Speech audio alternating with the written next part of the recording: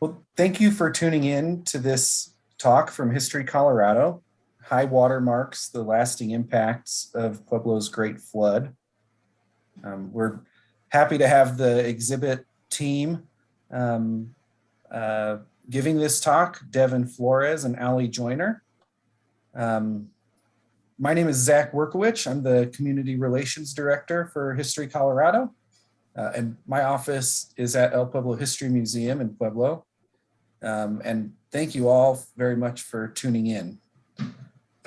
Before we get started, in the spirit of healing and education, we acknowledge the 48 contemporary tribes with historic ties to the state of Colorado. These tribes are our partners. We consult with them when we plan exhibits, collect, preserve, and interpret artifacts, do archaeological work, and create educational programs. We recognize these indigenous peoples as the original inhabitants of this land. Just one final note or two. If you're interested in this topic and you haven't seen it yet, Devin and Allie put together a really amazing exhibit at El Pueblo History Museum that's going to be open through October of this year on the centennial of Pueblo's Great Flood. And finally, we will have some time where this program will stop at 7 o'clock sharp is our goal. But we will have some time towards the end for some questions. So as questions occur to you through their talk, please throw them in the chat. We'll do our best to get through as many as we can. And without any further ado, I'm going to turn it over to Devin and Allie. Thank you both so much for being on tonight. Thank you for the opportunity. Thank you. So I guess just super quick introduction. My name is Devin Flores. I'm the digital content specialist with History Colorado. And I helped create the high watermarks exhibit that, as Zach said, is at El Pueblo History Museum right now in commemoration of this year, which is the 100th anniversary of the Great Flood, the 1921 flood that struck Pueblo and other communities in the Arkansas River Valley. And I am Allie Joyner. I was an intern with El Pueblo History Museum, and I helped also develop the exhibit alongside Devin. And I am currently a graduate student at Kent State University in Ohio, where I'm getting a master's in library and information science with a focus in museum studies. So with that stuff out of the way, I guess we'll jump right into it. So this presentation is really about not just the flood itself, the night of the flood and the days after, though of course we'll touch upon that. It's really about how the flood reshaped Pueblo as a city and also the whole region of southern Colorado. And that's why we've titled it The Lasting Impacts of Pueblo's Great Flood. So in order to really understand the impact of the flood, you have to understand and appreciate what Pueblo was before the flood. So we're going to begin very early on in Pueblo's history, really right at the beginning with the first permanent non-indigenous settlement in the area, which was the El Pueblo Trading Post. Like a lot of other cities in Colorado, Pueblo had pretty humble origins as a trading post along the Arkansas River, where many different groups of people came to exchange goods, whether they were manufactured goods from the east or furs from the mountains or food or whatever kind of goods that they might have wanted to exchange. Now, this trading post was abandoned in the 1850s, but later settlers in the area returned to the Arkansas River Valley because it is very fertile. It was very good farmland with a lot of sunny days throughout the year. And the city grew first as an agricultural community, but as the years went on and Colorado itself experienced sort of a revolution in its industry as huge swarms of miners came to the state, starting in the 1860s with the gold rush and then into this 1870s and 1880s with the silver rush. Now, these people coming into Colorado, many of them settled in Pueblo. Now, Pueblo did not have mines in the area because Pueblo inhabits kind of a lowland along the Arkansas River. But Pueblo had the agriculture to build off of, and Pueblo also quickly became known as an industrial center. A very large steel mill, the Colorado Fuel and Iron Steel Mill, was constructed in South Pueblo during the 1870s. And this quickly became one of the largest industrial centers in the entire state of Colorado, where an enormous amount of the minerals from the mountains would come down, be smelted at this steel mill, and then shipped off around the country. Other industries sprang up in Pueblo as well. Saddle making was an enormous industry. One of the largest saddle manufacturers in the world was actually located in Pueblo at this time. As well, there was a meat packing plant and several other industrial plants around the city. And as the city grew up around these industrial centers, other industries began to boom as well, including a very healthy business district. And as well, Pueblo managed to grow so very quickly through the 1880s and 1890s, in part because it was a major railroad hub. Now, Pueblo was once along one of the most important intersections of railroads in the entire United States. And this is because of the challenge presented to railroads by the Rocky Mountains. It's very difficult for any kind of transportation to cross the Rocky Mountains. They're huge, they're in the way.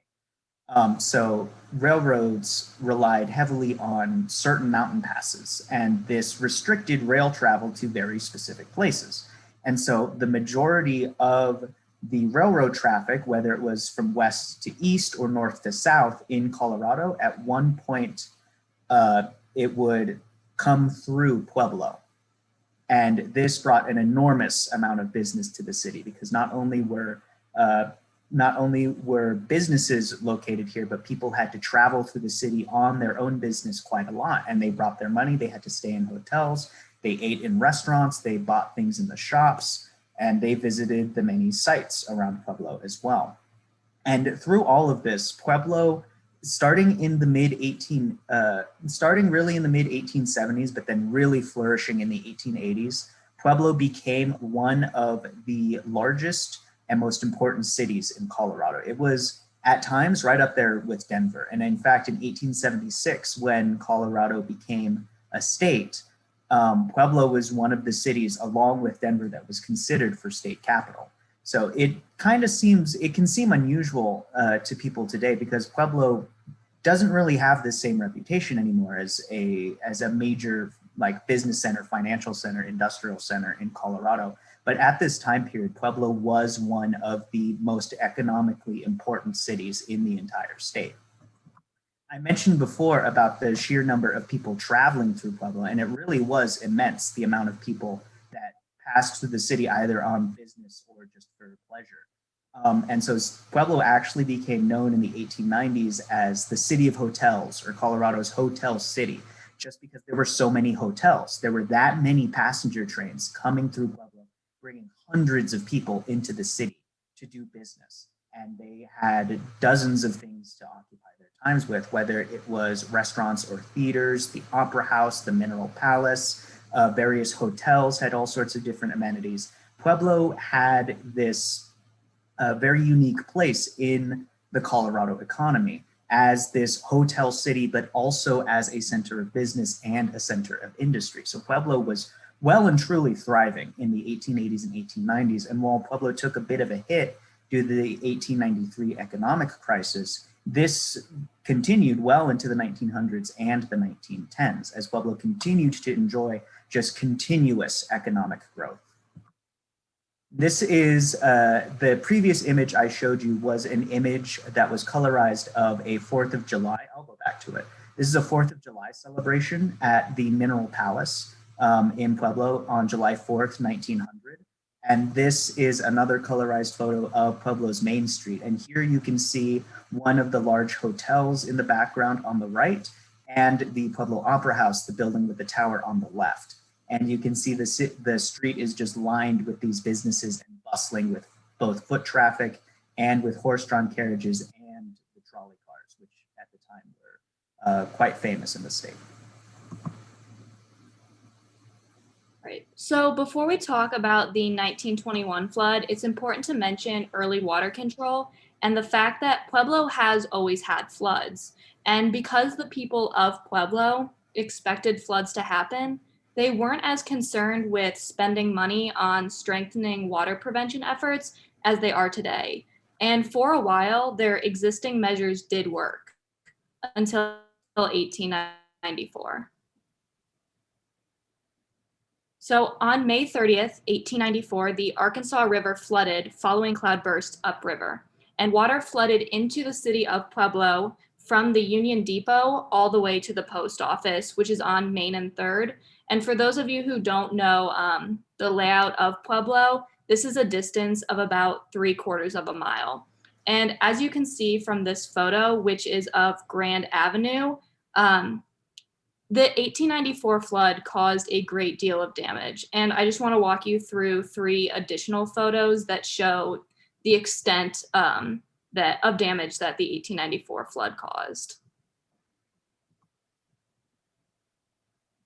So this is a photo which shows the Pueblo Opera House in the background, which if you remember from Devin's photo, you could see that in the background. This is the other side, and you can see children playing in the waters, and it shows how deep the flood levels were at the time.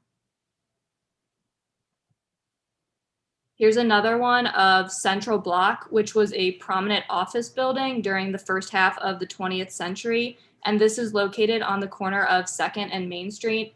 Again, just looking at the high water levels, and you can see the horses actually trudging through the waters, trying to transport people throughout the city. And this last photo is of the White Triangle building, which is at the corner of 1st and Main. And if you're from the Pueblo area today, this is the home of Legacy Bank. And just again, I want to highlight the high water levels and the ways people had to transport themselves through the floodwaters. So in the years following the flood, City Council started discussing plans to prevent another overflow because this was the worst recorded natural disaster in Pueblo at the time. And they came up with 3 different plans, which included digging ditches, strengthening the river channel, and constructing stronger earthwork levees. And there was actually more support for deepening and widening the river than making the levees higher and moving them up onto the mesa, but they ended up doing a combination of both of these plans. The river was widened by about 10,000 cubic feet per second, making it 40,000 cubic feet per second in total. The levee construction, however, proved to be a hot button issue. And the problem was that no one seemed to know how to finance this project or how to construct the levees. And a lot of the uncertainties came about between a series of debates between City Council and the Businessmen's Association over how many hours a day the workers would have to work on these levees, because their current contract would have them overworked. And so the association fought with City Council for a new contract. And eventually they were awarded a new contract because both the Businessmen's Association and City Council knew that their priority was the protection of the city and its valuable property. So construction of the levees did move forward, and Colorado Fuel and Iron worked on these improvements throughout the 20th century. And we know that these were at least talked about a lot because in newspapers throughout the early 20th century, there were constantly tax levies being brought up in order to finance the maintenance of these levees. As we will see though, these levees would not hold on the night of the 1921 flood. And that, of course, brings us to the actual night itself. So before we truly get into it, I'll try to paint a bit of a picture. So Pueblo at this time, as I said, was a booming and bustling city with great interest in both industry, business, and transportation. The spring of 1921 was uncommonly wet. Now, if you live in Pueblo, you already know this, but if you're not from the region, Pueblo is fairly dry as a city. It's not quite a full desert, but at times it gets close. It is dry and it is hot, and it is pretty unusual to have extensive rainstorms in the city. However, May of 1921, that whole month, it rained almost every single day in Pueblo. And there were other rainstorms all across southern Colorado. So that year was very uncommonly wet. And there had, in fact, already been small floods around the state and roads getting washed out due to rain. Now, because of these rains, by early June, by that first week of June, the Arkansas River was already swollen with rainwater. So it was already nearing capacity. And in fact, if the river channel had not been widened, and if the those levees, those earthen levees that Allie mentioned had not been constructed, there probably already would have been several floods throughout the whole month of May. But everything came to, people were pretty confident that those levees would hold because they had been holding for over 20 years at that point. But things came to a head on the night of June 3rd, 1921. Now that night, two cloudbursts struck southern Colorado almost simultaneously. First one struck upriver on the Arkansas near Canyon City. And this cloudburst just dumped an enormous amount of rainwater extremely quickly right into the Arkansas River. And as a result, a wall of water started rushing downstream towards Pueblo. And Pueblo actually received advanced warning of this flash flood traveling down Arkansas. But as I said, people were fairly confident in their levees that had held for so many years. And so some people actually went out of their homes and went to the levees and to the bridges to watch the floodwaters enter town, just out of curiosity and probably out of lack of anything else to do. It was a dull early summer night in 1921. Most people didn't even have radio. They needed something to pass the time with, and it was just about sunset. So this water arrived at around the same time that it started raining in Pueblo itself. And when the water arrived in Pueblo, it tore through those earthen levees like tissue paper. So the water prevention that had been done after the 1894 flood had been put in place to hold up to twice the volume of the 1894 flood. Now that flood had been about 40,000 cubic feet per second. The flood that rushed down the Arkansas River on the night of June 3rd, 1921 was about 120 cubic feet per second. So it tore through those levees like tissue paper and immediately began rushing into the city proper. It almost immediately started washing away houses, lifting entire buildings off their foundation. And further away from the river, outside of the immediate zone where the wall of water struck, the water began rising as quickly as a foot per second. So, or foot per minute, excuse me, not per second. A foot per minute is still extremely fast. That does not give a lot of time for people to make it out of their homes and head for high water. But people did. People moved as quickly as they could. A lot of the neighborhoods along the Arkansas received very little warning, but neighborhoods further away quickly started hearing the sound of fire alarms, especially coming from the packing plant and the smeltery. And they knew that in this weather, that probably wasn't a city fire, that was probably a flood. So they began making for high ground very quickly. The extent of the water was truly enormous, and it only got worse when about an hour later, the second flood hit, because that night there were actually two floods, because that second cloudburst I mentioned struck around 7 p.m. upriver on the fountain near Colorado Springs, and dumped all of its rain into the Fountain River, which also experienced a severe flash flood. And those two rivers converge right in the middle of downtown Pueblo.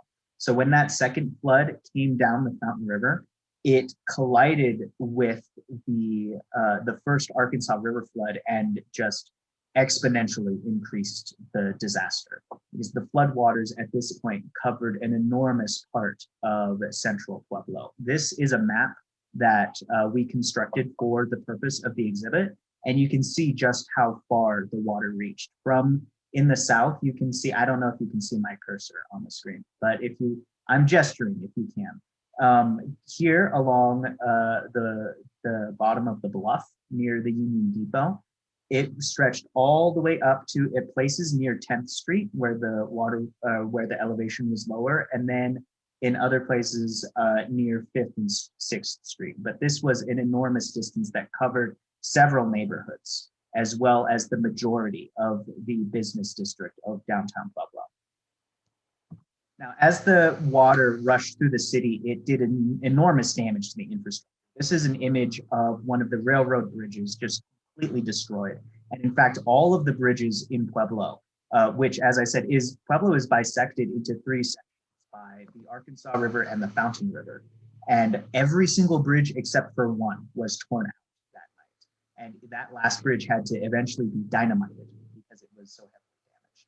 So all of the bridges were destroyed. The power went out basically immediately as the power plant was very near to the river at that time period. So power was out, which means that telephones and telegraph was out, which means there was very little way to communicate at all. So people were just rushing about in a blind panic. And things only got worse when, even as people were rushing out of their homes, and those that managed to make it up to those high points around the city, they could do little except stand in the freezing rain because it was raining and it was hailing and it was lightning that night. And all they could do was watch as the city was overtaken by water, as their homes were destroyed, and as fires began to spread. Because that's one thing many people don't know about the flood, is it was not just the water that destroyed the city, it was fires. Because as this is actually footage of the day after, showing fires still burning around the city even after the floodwaters had begun to recede. Now, these fires truly began when the floodwaters reached several lumber yards that were near the river channel, and these lumber yards had a lot of chemicals in huge vats for treating the lumber. And these chemicals did not interact well with each other or with water. So when the vats were overturned by the floodwaters, they lit huge piles of lumber on fire. And then the floodwaters picked that wood up and just carried it down streets around the city, setting fires everywhere they went, to houses and to businesses. And the result was just I can't even imagine what it must have been like to watch from these hilltops as the city is just consumed by water and fire, doing immense destruction. Now, this is an image, again, colorized, of the day after the flood of the Union Depot. This is the front of the Union Depot. And you can see an entire train car just floating in the middle of the street. And that's the railroads were also very heavily affected. Not only were the railroad bridges destroyed, but some of the tracks were completely overturned by the water, and several trains were just lifted off the tracks and the cars carried throughout the city. Cars ended up blocks away from the train stations. And in fact, there were actually 3 passenger trains with passengers on them arriving in Pueblo that night. Well, 2 were arriving, 1 was set to depart. And all 3 of those trains, their passengers became trapped by the flood. And thankfully, not all of them managed to escape, but many did, due to the bravery of some of the rail yard workers, who did quite a bit to pull passengers out of trains and either get them on top of the cars or get them to high ground, depending on where the train was stuck. This is an image of one of the areas where the water was deepest. Now, it is hard to imagine how deep the water got in some parts of the city. But this is an image of the F.J. Birch Manufacturing Company, better known at the time as the Tent Factory. Now, you can see on this image here, there's these windows along the side. Just above the windows, you can see the high water mark where the water was. This is after the water began receding, and it is still far too high. And this is one of the deepest areas of the city, where the water was the deepest. It reached upwards of 18 feet in this area. And in fact, not too far from the tent factory, there was an area that for a time was referred to in Pueblo as Death Lake, because it took months to drain because the water there was so deep. And they called it Death Lake because so many bodies were pulled out of that water after it began to drain. Now, some of the neighborhoods that were worst affected by the water were also some of the poorest in the city, the ones nearest the river, near the river bottom, in fact. This is an image of Pepper Sauce Bottoms, in which it was reported that not a single building was habitable after the flood. Now, Pepper Sauce Bottoms at the time was mostly inhabited by Japanese immigrants and African-American citizens. Other neighborhoods affected included the Grove, which was just south of the river, in which it is apparently reported that only one house was habitable after the flood, and also Little Italy, which was right across the river from the Grove at the base of Goat Hill, which is kind of where the interstate meets city center today. So these were some of the neighborhoods that were worst hit. And in fact, as you can see, entire houses were completely smashed. And in other places, especially in the Grove in Little Italy, houses were picked up off of their foundation and carried into the business district and set down in front of businesses, sometimes on their sides. And churches were destroyed, entire communities left basically ruined, just swept away by the floodwaters. And they were not the only communities affected. We refer to this often as the Pueblo flood, but in fact, you have to remember that the Arkansas River has many, many towns along it. And all of these towns were afflicted, including Avondale, Baxter, Lamar, La Junta, and more. As the floodwaters passed through Pueblo, they continued downstream, and dozens of people lost their lives in the downriver towns as well. And many people suffered just total losses on their houses, on their farms, on their cattle, their crops, whatever they had. Many people lost all of it. And some of those towns are fairly isolated, those farming towns out in the prairie. They completely lost contact with the outside world, sometimes for weeks, because they didn't have power, they didn't have telegraphs, they didn't have telephones, and the bridges were out. They had no way to contact the outside world. All right, so before we get into talking about the aftermath of the flood, I see that Carmen has a hand raised, so I'm going to give you the ability to talk if you have a question that you need to ask or want to ask us.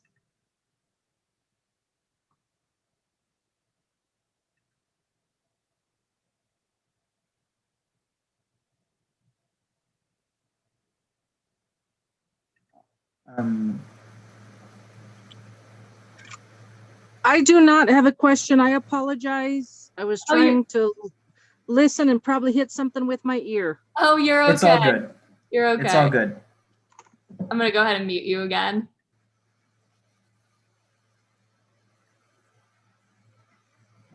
Okay, so in the aftermath of the flood, one of the most important tasks was the cleanup. And as you can see from this photograph, the city suffered immense damage. Houses made their way downtown because of the floodwaters. And you can see that because in the background of this photo is the Opera House, which was in downtown. And Pueblo City Council couldn't handle everything in terms of cleanup, so they created what was known as the Prominent Citizens Committee. And emergency powers were granted to this committee of 20 prominent citizens who began organizing relief efforts and cleanup.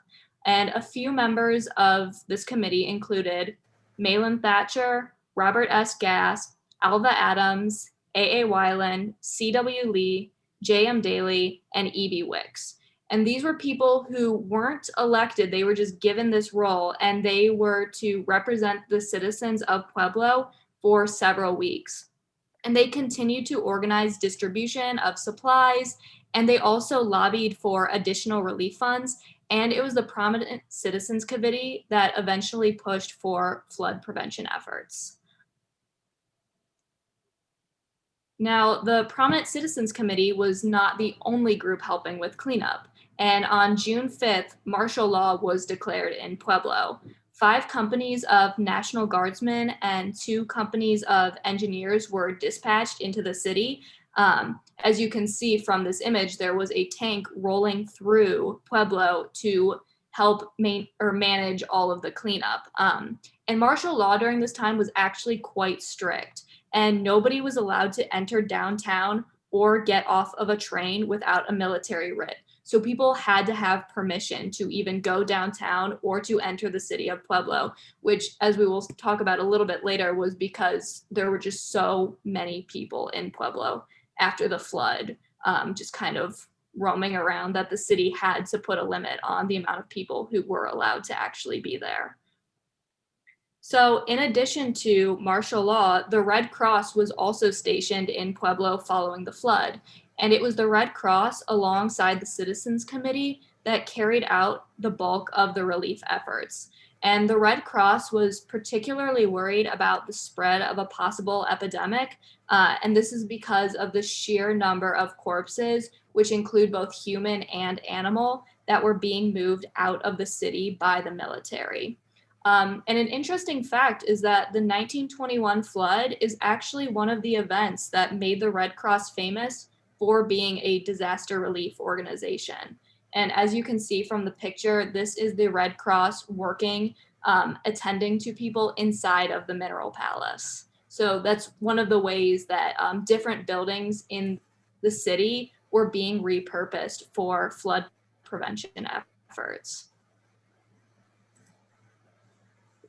So while martial law and the Red Cross were established in Pueblo following the flood, a lot of the relief efforts were actually carried out by ordinary citizens. As you can see from this photo, just ordinary citizens helping to shovel the mud. And one citizen in particular that I want to highlight is Miss Florence Crawford. And she was the secretary for Malin Thatcher, who was a member of the Prominent Citizens Committee. So after the flood, she found herself wanting to help, but she had no direction. So she marched herself to the Red Cross headquarters at Mineral Palace Park, and she began directing relief cars around the city. And she did this because the relief cars that were coming in were from Denver, and so they didn't know their way around. And she actually was the one to direct them. And she did this without any prompting, and the only authority she operated under was her own. So yeah, just about everyone set to work cleaning up the city, and over 200 jobless, or what are referred to as aimless men, were placed on cleanup crews. And this decision was twofold. So while it showed that this was an instance of Pueblo coming together after an enormous tragedy, a huge natural disaster, to help clean up their city, it was also done to prevent looting. Because after the flood, so many businesses were destroyed that it left so many individuals without a job. So these men who were given tasks such as shoveling the mud were set to work so that they wouldn't be able to go around the city and pocket items from damaged shops and homes. Something also worth noting is that the first relief train did not arrive in Pueblo until June 6th, which was 2 days after the flood. And while the world wanted to come to the aid of the city of Pueblo actually had to advise the world via a press release that they needed to stop. They needed to stop sending food into the city, not because there was enough food to feed everyone, but because they had no way to store all of this food. So people were sending rations in, but it was going to waste because there wasn't a way to properly store it. In addition, helpers and relief aid flooded into the city. But immediately after they arrived, the colonel who was operating martial law actually said that only the guardsmen were needed in Pueblo, and that volunteers were in the way. And that is why there was that military writ, because people were just in the way and there was nothing. People needed to work, but with all of the excess in, it was kind of counterproductive. And as you can see from this cartoon, it just shows that the nation was responding and they were aware of what was happening in Pueblo, and they wanted to come to the aid of the city.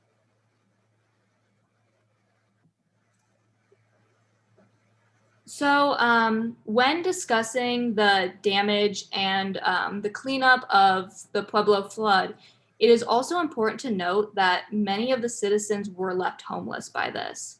669 houses had been wholly destroyed, and even more were made unlivable.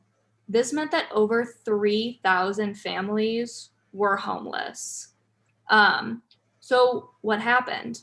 A lot of these individuals sought refuge across the city, going to places such as Mineral Palace Park, the courthouse, different high schools in the area, and then both the Elk Lodge and the Mason Lodge. So the city really was trying to make every possible space that was still available into somewhere where these homeless individuals could go until they had the chance to start rebuilding the city.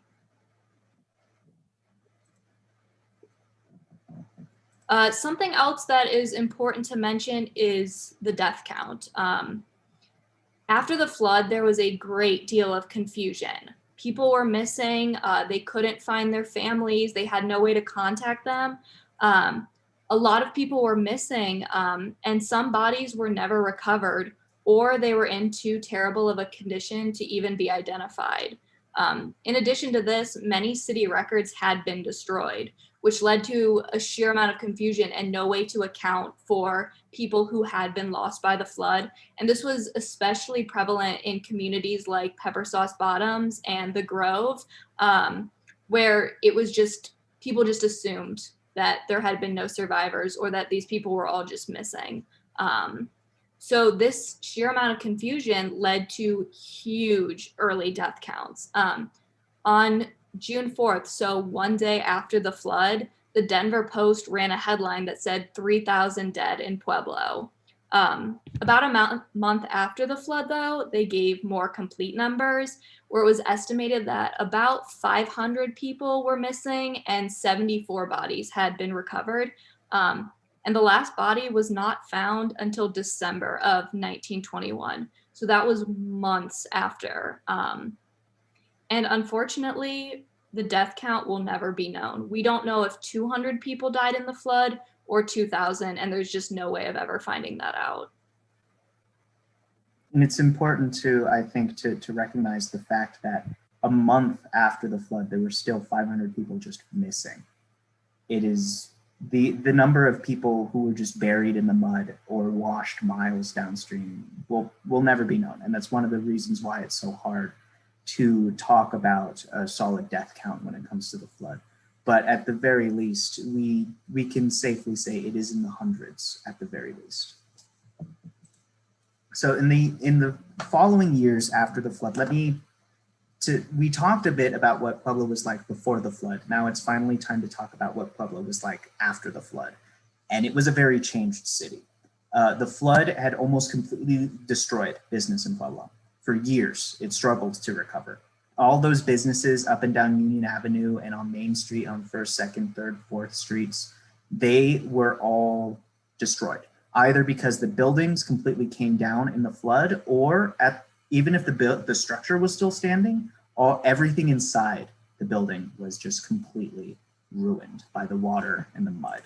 And as a result, Pueblo struggled to recover. A huge amount of those businesses that I spoke about earlier left the city. Some of them were simply bankrupt and just went completely out of business. Others went somewhere else, relocated completely, either at first temporarily, but many of them never came back at all.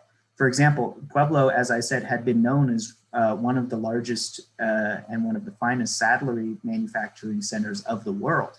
It completely lost that industry after the flood. Many other businesses just completely shut down, just vanished from Pueblo, leaving many, many people without jobs and leaving the city without economic stimulus. They had no income after the flood. The railroads were heavily damaged. Train lines were completely rerouted, and the railway stations were inoperable for quite some time. And that hurt Pueblo quite a bit also. And while some industries like, for example, the steelworks on the south side of the city was outside of the flood zone, the steelworks itself, the CF&I steelworks, were not damaged by the flood, but many of the people who worked there, who were employed by the steelworks, were either now completely homeless or they had left the city. Because a lot of citizens after the flood also, after their homes were destroyed, they left in droves and they settled down somewhere else, found jobs somewhere where the city hadn't been completely destroyed. So Pueblo was very quickly, just almost overnight, just reshaped by the flood into almost a shell of its former economic self. And one way I like to put it is that while this is something that continued for years. So one way to put it is that while many of the other cities around the United States enjoyed the economic prosperity of the Roaring 20s, Pueblo kind of suffered through the 20s. Pueblo struggled to get back on its feet after the flood. And in fact, it is estimated that in structural damage alone, Pueblo took $20 million, which would be a huge sum today, but it was enormous in 1921. one of the other ways that Pueblo was heavily affected was a huge change to the railroads. So immediately after the flood, the attention of Pueblo turned to preventing another flood naturally. Of course, they would want to prevent another flood. They just lost hundreds of lives and millions of dollars. They wanted to do whatever it took. So they eventually settled upon a three-pronged plan. They were going to move the entire river half a mile south to a safer area where it was directly beneath the bluff. They were going to construct an enormous concrete and earth levee in order to contain the river. And they were going to build a dam further upstream, a containment dam that would not completely block the river and create a reservoir, but would, in the event of a flood, trap the water inside a canyon, preventing it from striking Pueblo. Now, these three plans would basically, the hope was they would basically ensure that Pueblo would never suffer another flood again at all. But they were enormously expensive. And so Pueblo knew that in order to accomplish this, they would need the support of the state legislature in the form of a water conservancy district. So Pueblo went to the state legislature and a special session was called. However, that special session, the bill that they were voting on, did not just contain the water conservancy district. It also contained the Moffett Tunnel bill. Now, the Moffett Tunnel, it was a railroad tunnel that was proposed as early as 1900. And the whole idea was to connect railroads through a massive tunnel, the longest tunnel at the time in the United States, through the Rocky Mountains directly to Denver. Instead of bypassing all the way around the Rocky Mountains to the south and up through Pueblo, trains would be able to arrive directly in Denver. This bill, of course, threatened the railroad industry in Southern Colorado. So Southern Colorado legislators voted it down 3 times before 1921. But then in 1921, in order to get their water conservancy district, they would have to also vote on the Moffett Tunnel. And so they naturally voted yes. And the Moffett Tunnel was constructed. Construction began in 1923 when the bill was signed, and it was finished in 1927. And from that point onward, the railroad traffic through Pueblo was greatly diminished because now not only did the business sector and the industrial sector in Pueblo take such a huge hit that businesses no longer wanted to ship things to Pueblo, they no longer needed to because now they could bypass Pueblo and travel to Denver directly. And that was another enormous blow to the Pueblo economy and completely reshaped the city and continued it on its downwards economic spiral. Now, because the bill was passed, Pueblo was able to construct those huge levees and move the river to where it is today. If you're in Pueblo now, or if you plan to travel to Pueblo soon, you can see where the river channel is now is half a mile south of where it originally was. All of that land where the river channel is used to be rail yards. It is now very deep, and on one side, there's a huge mesa. On the other side, there's a huge levee. And that levee the work on the levee was overseen by top-notch engineers from around the country, but it was constructed almost entirely by Pueblo labor, in part because so many people from Pueblo were still jobless 2 years after the flood. And the work continued on that levee until 1925. And in 1925, another flood hit. Actually, before the levee was even fully completed, it was almost done.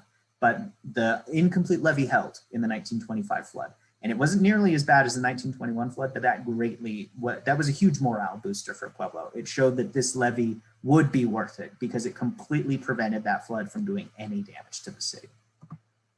But then as Pueblo suffered through the 1920s, things only got worse into the 1930s when the Great Depression. Pueblo had already been struggling, already $20 million in debt for repairing the city. They took another $10 million loan out to build the levee. And as a result, they were $30 million in the hole. And then the Great Depression hit. And so Pueblo really suffered through the Great Depression. And as the business center of Southern Colorado, much of Colorado also suffered enormously through the Great Depression, sort of as a result. And Pueblo was just hurt extremely by this enormous economic trouble. They struggled to even make those payments on those loans they had taken. And as a result, many important infrastructures and other things around the city just couldn't pay for them at all and was more or less completely destitute up until World War II. So now I want to talk about the long-term impact of the Pueblo flood. And this had a huge effect on Pueblo's economy and the kind of city that it would become. As Devin noted, the city acquired a massive amount of debt, which included a $10 million plus interest loan to pay for the future flood prevention efforts. And this would not be fully paid off until the 1960s. And as Devin also noted, the flood destroyed numerous industries and caused others to just completely leave the city. And an argument could be made that this is the reason why Pueblo became known as the Steel City, because the destruction of Pueblo's business sector caused the city to shift into a blue-collar labor town, and steel became the primary industry because it was one of those things not as affected by the flood as some of the other things like the saddle making industry, etc. And the steel industry also saw a boom during World War II, which is what this image is from. It's from a steel worker working in one of the mills during this boom era. Unfortunately, Pueblo would not always be a city driven by steel. So this is an image of Colorado Fuel and Irons plant in Pueblo in the 1950s. And for a while, it was the industry in the city. However, in the 1980s, this company filed for bankruptcy. And this was only the beginning of the industry's decline in Pueblo, because in 1997, the Steelworkers Union of Pueblo went on strike over unfair labor practices against their new employer, which was Oregon Steel Mills. They were the company that took over for CF&I after they filed for bankruptcy. And the workers were on strike for 88 days, though the dispute continued after the company refused to reinstate the workers who had gone on strike. And this led to a legal battle between Oregon Steel Mills and the union workers, and this did not end until 2004, when the National Labor Relations Board ruled in favor of the strikers. To further this, in 2006, Oregon Steel sold their mill to Everest. And this series of events just shows the steady decline of Pueblo as the steel city. And this decline hurt Pueblo so much because after the flood, steel was all the city had. They didn't have industries to fall back on because they'd already been moved or had been destroyed following the 1921 flood. So the loss of the steel industry was it was a huge deal for the city. In addition to this economic shift, Pueblo also experienced additional floods, including in 1965 and again in 2006. This is an image from the 1965 flood, which had caused severe agricultural losses and damage to transportation and urban facilities. So while there wasn't this heavy loss of life as there was in the 1921 flood, it still caused a great deal of damage. And it was estimated that it was actually about $15 million in damage. Additionally, in 2006, the neighborhood of Pepper Sauce Bottoms flooded when the higher elevation neighborhoods with inadequate storm drainage sent water downward toward Pepper Sauce Bottoms, which is like the lowest elevation point in the city. So 30 homes in the neighborhood were affected by the flood, and no one had flood insurance. And it was actually the inhabitants of Pepper Sauce Bottoms who saw this as an example of the city of Pueblo not allocating proper resources to prevent funding in Pepper Sauce Bottoms. And they felt that they had actually been shortchanged by this because it affected their community so greatly, but it didn't affect the rest of the city the same way it had Pepper Sauce Bottoms. So the 1921 flood changed Pueblo as a city. The construction of the levees, however, actually had a positive but unexpected result. In the 1970s, a group of students at Colorado State University Pueblo began to paint over the existing graffiti on the levees, and they worked at night so that they wouldn't get arrested. This original group of college students called themselves Teehee, after a cartoon character that would cover his mouth and say Teehee whenever he got away with something, because they knew they weren't actually allowed to go paint on these levees, but it was still something they wanted to do. And this ended up giving birth to the Pueblo Levee mural project. So Daniel Magoon, Dave Roberts, and Cynthia Ramo were all heavily involved in this project, and Roberts took over as project coordinator in the 1980s, and Magoon and Ramu were both the co-coordinators. And through the 1980s and into the 1990s, this became a huge way to build community in Pueblo. They no longer had to work at night, and they started to get the support of the city in order to create art on the levees. And this mural that they created was certified by the Guinness Book of World Records for being the longest continuous painting in the world in 1995. And the total length is 300,000 square feet. And it actually held this record until 2016, when the levee went under construction and the mural was forced to go with it. However, painting of new levee murals have already begun, and the hope is to have everything painted by 2025. And this is just an image from the original mural, showing the kind of artwork that was put on it. So the effects of the 1921 flood are everywhere, from the high water marks that are still on Pueblo's buildings to the levee mural project. The question that remains, though, is what would Pueblo have been had the 1921 flood not caused the amount of damage it did? What buildings would still be standing? One example could be the Mineral Palace, which this is a colorized photo of the Mineral Palace as it had once stood. It is no longer standing.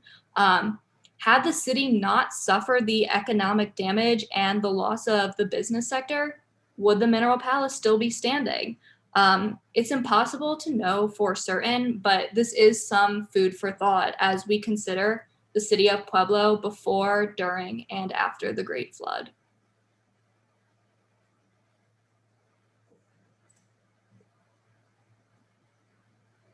So at this time, if anyone has any questions, feel free to ask them.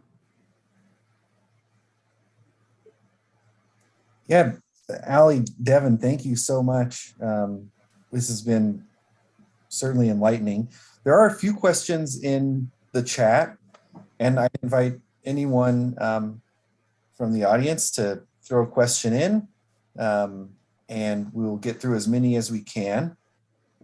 The first one, what was meteorology like in 1921, and how far in advance were warnings issued? Not super far. When we spoke about the city receiving warnings in advance of the flood on June 3rd, 1921, that was really just telegraphs being sent from towns further upriver saying, hey, there's water coming down, watch out. It wasn't like from a National Weather Service or anything like that. Meteorology, I'm not really sure how to answer that. I'm not a meteorologist. I don't really know how it works nowadays. I don't know, it's witchcraft to me. But we do know that they did some extensive studies of the effects of heavy rains on southern Colorado after the 1921 flood, because that was one of our major sources. The National Weather Institute did a pretty major study on the effects of rain and flash floods in the region. So they followed up on it. I don't know if they ever used that to predict further floods, but they definitely were researching it. Next question, how long did it take to reconnect the city with bridges, or, you mentioned that the quadrants of the city were cut off from each other? It was pretty quick. I believe within a couple days, there were rope bridges that they used just for transporting people. I don't know how long it took. Allie, do you know how long it took for them to build the railroad bridges again? The note we have says that by June 10th, the railroad was restored enough that people could begin going in and out of the city, and this was when a lot of people left in droves. So it was a pretty fast turnaround, at least to get things up and running enough that like supplies could come in through the railroad, and if people needed to leave or wanted to leave, they could go. It's interesting to me, like I can picture, I guess in my mind, I'm picturing like where the river is now and trying to build a bridge across that in a week. When really though, the river was still sort of near Memorial Hall where the Riverwalk is now. Is that right? And that I imagine would be an easier construction project. Another question, did CF&I or the railroads contribute to the recovery? And you sort of mentioned that the railroads were quick to rebuild. But yeah, any more information on any of that? Yeah, so CF&I, at the very least, they had like an independent power source that they hooked up to the city telegraph lines so that communication could begin to start flowing again. So that was at least one way that they helped. Mm-hmm. The railroad companies, they're the ones who rebuilt the railroad bridges, we know that, and they also are, of course, the ones that repaired the railroad so that people could get in and out of the city. They constructed several what were called shoe flies. I had never actually encountered that term before, but I guess they're just like side tracks that the railroad could use to bypass sections of the railroad that was destroyed. Temporary tracks, basically, that they laid down both in the cities and through some of the city parks in order to crisscross the city and reconnect with the train stations. So they did quite a bit of work pretty quickly in order to get the infrastructure of the city back up and running. As far as other contributions to the recovery, we don't have exact records of like what companies made contributions. A lot of it was very ad hoc because these were just people that lived in Pueblo. They were just helping out, helping each other however they could. So it probably, I'm sure that railroad workers did quite a bit to help clean up the city just because it was their city, it was their home. But as far as the companies go, I'm not sure. One more question. How long did the period of martial law last? We have that in our notes. I think it was about a month. Allie, do you have the specific days? I don't, but yeah, about a month. 30 It days. lasted long enough. Too. It lasted long enough that people started complaining about it. And then I think we've got time for one final question. Do you have any thoughts on identifying the bodies at Roselawn? There are mass graves at Roselawn of flood victims. Identifying those bodies with DNA or any other thoughts on that? It's, as far as whether or not it's possible, I don't know. I'm not a biologist or a forensic scientist. If that's the question, I'm not sure. On whether or not it's ethical, that's also tricky, just because it has been so long. And I'm sure there are plenty of families who would want to know. But at the same time, I'm sure there's probably plenty of families who wouldn't want those bodies to be disturbed. But at the same time, they're in mass graves. So it's kind of a tricky situation. So I'm going to give that, which is kind of a cop-out answer, but that's kind of how I feel about it. Allie, what are your thoughts? Everything you said, honestly. Yeah, I'm no biologist or anything of the sort. So I wouldn't even know how to go about beginning a process like that. But Carmen and anyone else who may be interested, I'd point you to an article in the Colorado Magazine from earlier this summer about some of the efforts that are underway at Roselawn Cemetery using ground penetrating radar, at least, to identify those mass graves, both from, I guess all three, from the flu pandemic of 1918, the flood, I believe the 1903 Eden train disaster as well. I'll put that, I'm dropping a URL for the Colorado Magazine in the chat. It's coloradomagazine.org. And that article came out back in June or July. It was June. In June. Well, Devin, Allie, I've got one more. I was gonna say, I To saw jump one in. The question. Mineral Palace Okay. came up twice, and I'm obligated to respond. The Mineral Palace was not damaged in the flood, but the economic impact that hit the city almost definitely contributed to it losing funding and eventually coming down. But it was not damaged directly by the flood. Okay, sorry about that. yeah, Sign off. sorry to almost take away that opportunity for you to talk about the Mineral Palace. But anyway, I Allie, saw the question. I was like, I had to make sure. Allie, Devin, thank you so much. This talk has been enlightening. Thank you, participants, for joining us tonight. When you, like I said at the beginning, this talk will, or this exhibit that they worked so hard on will be up at El Pueblo History Museum until October. So we hope to see you all there. And hope everyone has a great evening. Thank you so much. Bye-bye. Yeah, thank you, everybody. So Have a much. good night. Bye.